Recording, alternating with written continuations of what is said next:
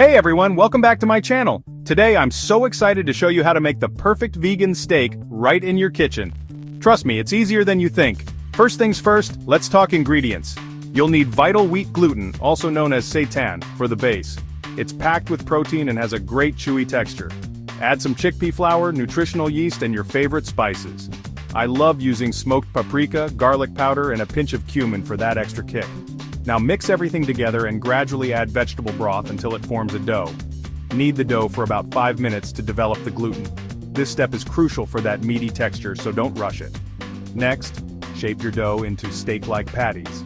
Then, we're going to simmer them in a flavorful broth made from soy sauce, vegetable stock, and a splash of liquid smoke. Simmering helps infuse the steaks with flavor and keeps them juicy. After about 40 minutes, take them out and let them cool. Now comes the fun part. Grilling.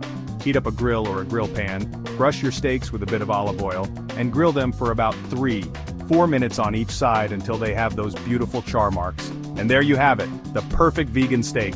Serve it with some roasted veggies or a fresh salad. And you've got a meal that's not only delicious, but also cruelty-free.